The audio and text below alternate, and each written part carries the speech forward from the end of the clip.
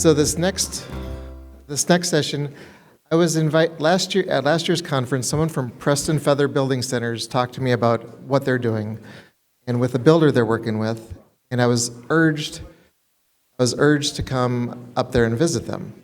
And so what I saw when I got there, so they were working with the builder, who's on stage now with us. But they're working with this builder. They're from start to finish. They're building a 12,000 square foot house, fully custom, 100%, very, very incredible. I toured it. A 3,500 square foot carriage house, so 15,500 square feet total. Start from groundbreaking to certificate of occupancy, 10 months in northern Michigan. It was amazing, and I went up there and I thought, this is okay.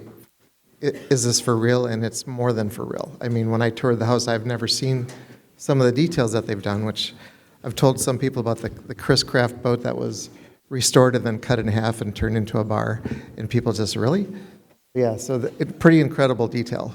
But so I invited them here, and I'm really glad that they're here because we all talk about there's a labor shortage, right? There's a shortage of skilled workers.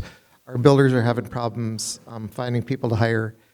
And this is the answer to that in a lot of cases. So in a nutshell, so LBM Pro Rachel Huntman and custom builder John Newbury, we're going to discuss how they manage variables in the supply chain issues, labor shortages, to deliver faster builds. Preston Feather is committed to shortening build cycles, which is, so think about this. If you have a builder and he builds small builder, he builds one house a year. What if he could build twice as fast? He does 2 houses a year. And he buys all that material from you. You've doubled your sales to that builder. That's kind of the concept here. And there's a big shortage of housing. So if we can, these guys essentially, in a nutshell, want to change the world. So that's why it's like, okay, I like people who want to change the world. So let's get them here. So with that, I'm going to turn it over. So we have Rachel Huntman, who's President CEO of Preston Feather Building Centers, and John Newbury, who's the owner of Newbury Homes, and John's right-hand man, Rob Blair, and they're going to tell their story. So thank you, guys. Thank you. Thank you, Rick. Thanks for Rick Davis starting it out here. We are not certified public speakers, so bear with us. Much better with a tool belt on. We were just commenting on that. Thanks for the LBM Journal for hosting this. This is our first time at the conference, and we've already really appreciated making a lot of those connections that you were talking about. My name is Rachel Huntman. I'm with Preston Feather Building Centers. John Newbury and Rob Blair of Newbury Homes are here. We're really grateful they could join us because in northern Michigan, this is a pretty critical point in the building season right before the snow starts, which might be any day or a couple weeks maybe. But we're here to talk about something we're really passionate about. And that's that we think that the future of our industry is really contingent on builders and suppliers working together to manage schedules, control more variables, and shorten build cycles ultimately. So with that, let's see if this will work. There we go. So who are we? Well, first a little bit about Preston Feather. And I'm a CPA by trade, so I'll start out with some numbers here. We're 108 years old. That's a long legacy for us to have, and 3 families have owned the company in that time frame. We have 4 locations across northwest Michigan.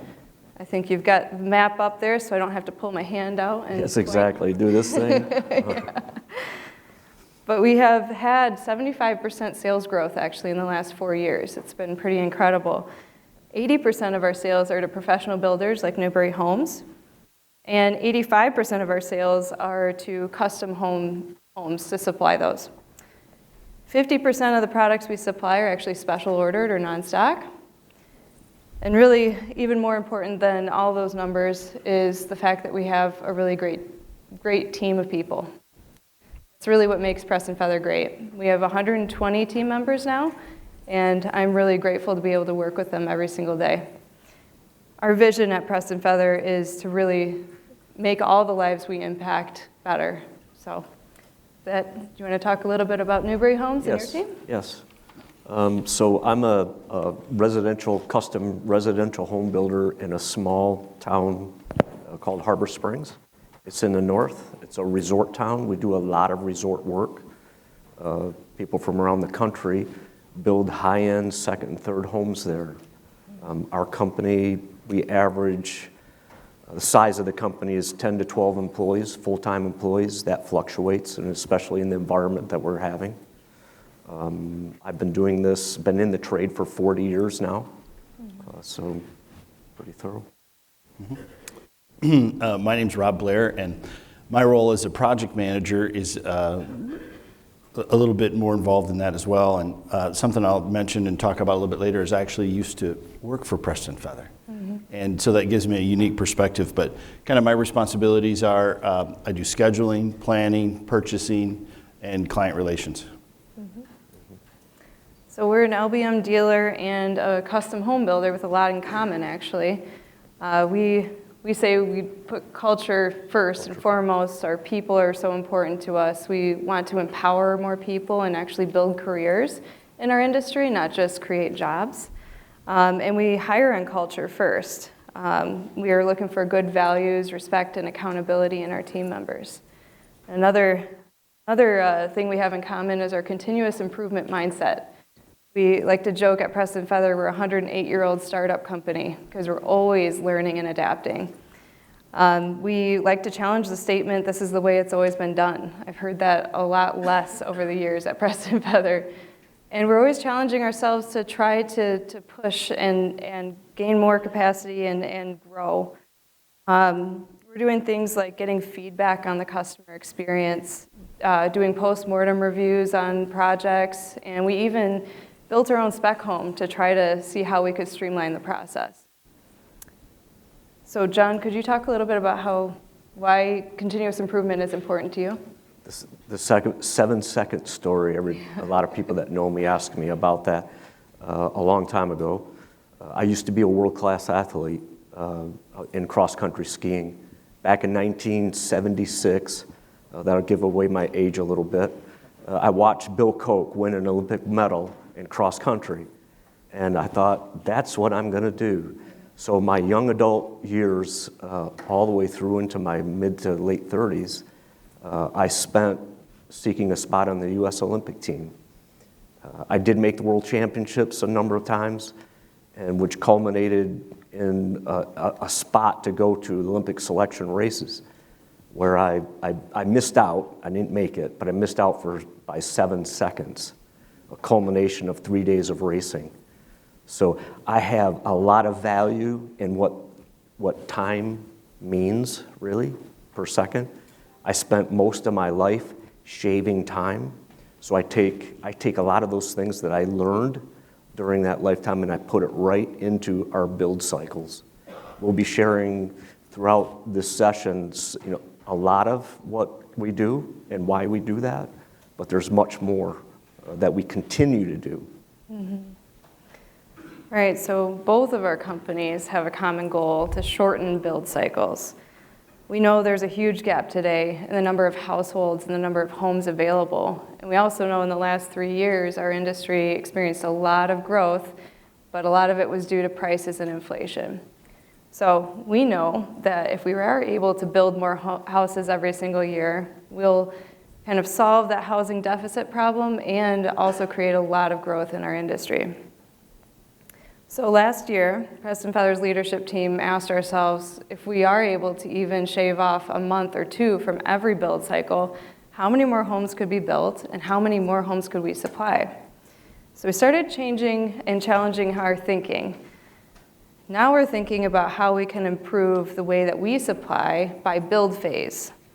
As dealers, we often think about products in terms of how we source them. So whether it comes from the forest or through a specific distribution channel or a commodity item, but builders frankly don't care about that. They care about LBM dealers supplying to them in build phases from the ground up on each home. So at Preston Feather, we're reimagining how we're structured, and we're thinking about how to reorganize our business by build phase so that we can really align ourselves with our builder customers And that means that if we are starting from the ground up, we have a chance to actually supply more of the home too. So John, what do you think about our industry from the builder's perspective? Definitely, that's a good one. Builder's perspective on our end. We see that all of the products that you are either making, manufacturing, selling, aren't actually sold until a builder like myself, whether in residential or commercial, until we actually install it. Otherwise, back up the line, it's sitting on a shelf, it's waiting for someone. Somebody bought it, but they're sitting on it as inventory. What we see is all of that all of you are selling, it ends with the homes that we are building. And as a builder, if we are not putting structures up, which has been a real problem in the last 3 or 4 years after COVID, there's a lot of excuses out there with why we're not able to complete your home in 6 months or a year. We need 2, we need 3 years. So if you're not seeing structures going up, that means everything that you produce, everything that you're trying to sell, has no place to land. And in northern Michigan, in that area, just this year, a lot of the builders that I know right now are currently assembling projects they had sold a year or 2 years earlier. That means they have no room for you for next year. And so there's not enough builders out there to supply and build that. We have been working for years as a company to shorten build cycles. We didn't want to follow that train. So one of the projects that we completed last year was a project that we're going to discuss this morning. Yeah, our experience really in a case study is what we'll focus on today, but we know we'll never be able to build enough houses if we don't collaborate and innovate together. So I think every table has some handouts at it, just kind of detailing the case study, the project that we'll be talking about today. But truly, how did we end up on this stage? It's because Preston Feather has been learning from our builders, and in every market we've been asking about their businesses and about what challenges they face, because we need to become even more valuable to them. This project actually spurred a lot of great discussions because it was built really with an emphasis on the collaboration and coordination of suppliers and subcontractors. And it spoke to our strategy of shortening build cycles. So to start with, the location itself presented quite a few challenges. It's actually located in an association called Weequatonson in Harbor Springs, Michigan. It is lakefront, which means that it's getting hit with all the weather, specifically the winter weather we experience in northern Michigan, right off of Lake Michigan. And it's in an association that has a construction moratorium. So for 2 of the peak construction months, from July 1st through Labor Day, they actually ban any workers on site. Nothing. I mean, nothing. I know. It's kind of, I hate to bring it up to both of you, but. Thank you. As our crews are suffering today Right. up there in 48-degree weather. Right. So considering those factors, it was a really condensed timeline they had to work with. They started in September when they could start after that moratorium, and they had a mad rush to enclose the home from those winter elements. They were able to gain occupancy in 10 months, which is pretty incredible. And then they had to leave the site for 2 months again, and were able to complete the project along with a carriage house on the property in a total of 16 months.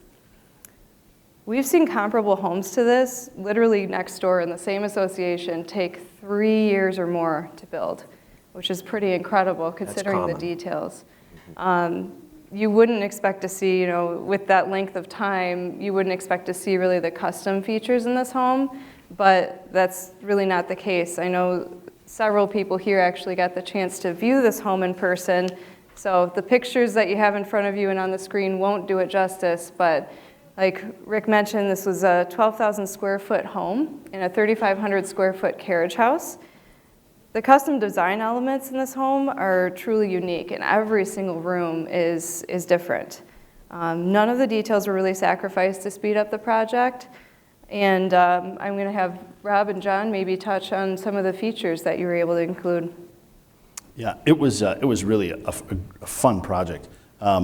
It's throughout the whole house. I mean, in the bathrooms, there's wallpaper, but pretty much every room and ceiling is wall paneling on the walls and the ceiling, coffered ceilings, crown.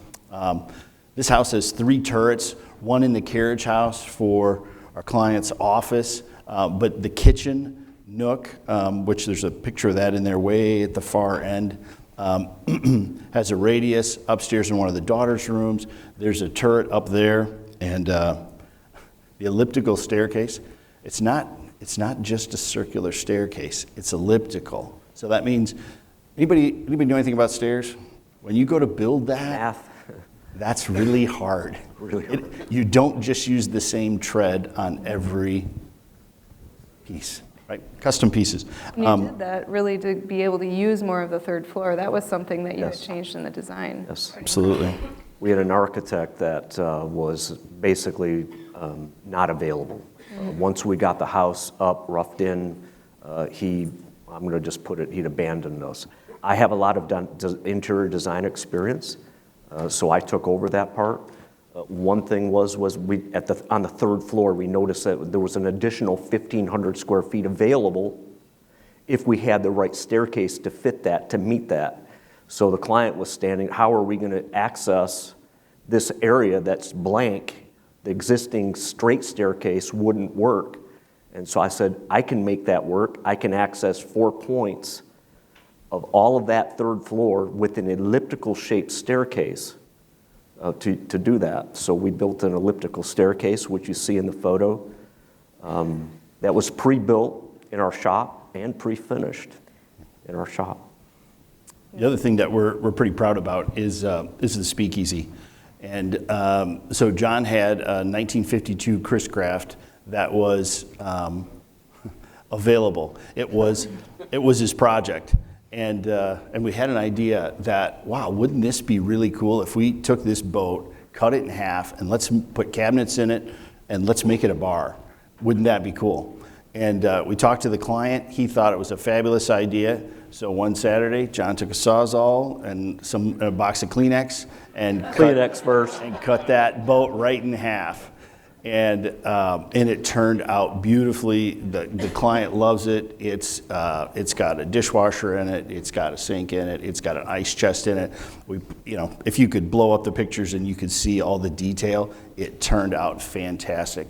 And so in that speakeasy, you walk down into that, and it turned out just beautiful. Mm-hmm. Yeah, to really have all of those custom features in this home, it was critical really to manage the schedule, obviously.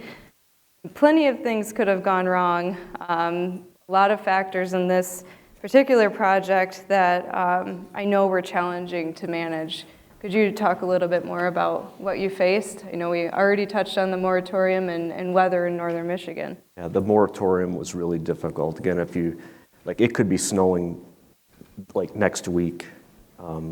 It's already been raining. Put a crew out in that weather and you're expected to do something of that scale. Keep everybody's focus psychologically on your crews. It's really difficult. Mm-hmm. It is, because you shift momentum. You go, go, go, go, go, stop for 2 months, and then jump right back in and run. And so one of the things when you're building is you want to create momentum and you want to keep things going, and you've got schedules and deadlines and you're trying to keep everybody in the right place. And then you have a pause right in the middle. Speaking of that, though, our relationship with Preston Feathers as a builder dealer relationship, we've been working with us. Actually, I've been working with, they've assigned a salesperson to me from years ago. We go all way back. We worked together back in the 70s. So we know each other. He was a builder before that. But in all of this, we talk about momentum. For us to move quickly, we need supplies on hand at least that day, if not before that. Too much supply too early slows us down.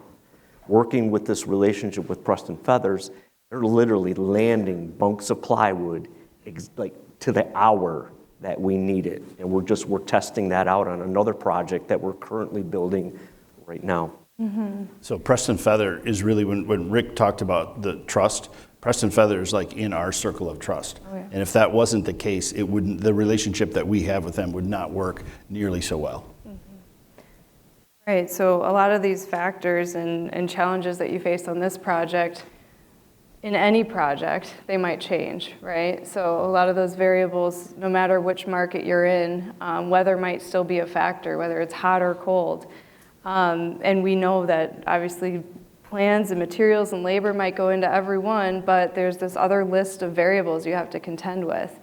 And oftentimes we hear that all of these things are out of our control. We can't do anything about the supply chain. We can't do anything about the lack of labor. We think that all of that is actually a scheduling problem. And really you can manage those variables and control more of those variables if you schedule it right. So as an LBM dealer and a custom home builder, how did we come together and really get ahead of some of these obstacles? We'd like to walk through some of those today with you. The first one I know that all of us dealt with the last few years is the supply chain. So obviously there were quite a few challenges we had to face and get over there. We really leveraged each other's experience and in the planning phases talked through which products could be an issue, which ones could have an extended lead time that could cause a delay, and really tried to make decisions earlier. That's where we as Preston Feather, your partners, we can help and say, hey, your windows are going to take 20 weeks to get. Let's get a decision, let's get those ordered at the right time so it's not creating that delay. And I know that's where Rob's knowledge and relationship with Preston Feather truly helped. Could you talk a little bit about that, Rob? Yeah, so I started working at Preston Feather when I was at the tender age of 21. And so I spent 26 years at Preston Feather and did a variety of things from outside sales, which was near and dear to my heart, to some management in my later years. But I kind of have a unique perspective to sort of know, I know where they're buying stuff from, I know when it's coming, I know who to talk to. The ins and the outs of the business has been very helpful to bridge the gap on the builder side. And so knowing just the people inside by names, I know their kids, I know their dogs, that relationship has been just crucial to making a seamless partnership with the vendor. And one of the things that was, as Rachel mentioned, is decisions being made up front for us is crucial. We have an extensive checklist that, on the client side, we need answers. In order for us to build in the cycles that we do and the speed that we do, we need to have answers up front. And so having those things then give us time to go to people like Preston Feather and say, hey, how many weeks is it going to take to get windows? And so one of the ways that we worked through that, because windows took such a long time, we're building in the middle of winter. One of the requirements that we have as a code is we can get subcontractors inside our houses as soon as the house is dried in. Now for some people that means the windows have to be in, but it doesn't really mean the windows have to be in if they're not there. It doesn't mean I have to stop working until I get all my windows in. So John came up with a way to get around that. And so we use panelized walls. You guys familiar with panelized walls? So we use panelized walls, moves through the process incredibly quickly, but we don't cut the window holes out. And so we'll put them up, we'll be ready to go. It feels a little dark in there sometimes until those are in, but when we did this house, we used the zip product and it had foam on it already, and so it helps to hold a little bit of heat, and we were able to get temporary heat in there, get the roof on, get it dried in, and we were actually insulating, wiring, getting plumbing and all that stuff done, and we put paneling on the walls before I had windows in. Mm-hmm. So we did it in reverse because we looked up front and we found out that Marvin was going to be slowing us down a little bit with getting some product. And so instead of putting windows in, trimming windows, then putting paneling up, we did it in reverse. We found a way around it and we kept flowing, and if I had a door I could put in, or if I had a door that I couldn't put in, it didn't stop us. We kept it moving.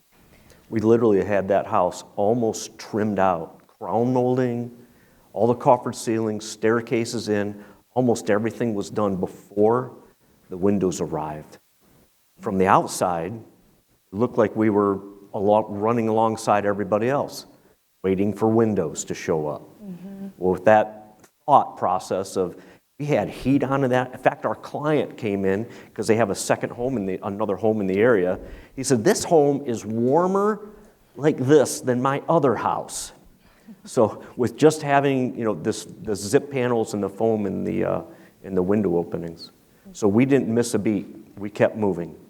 So our strategy is, if there's a way to do it, that's great, and we'll go that.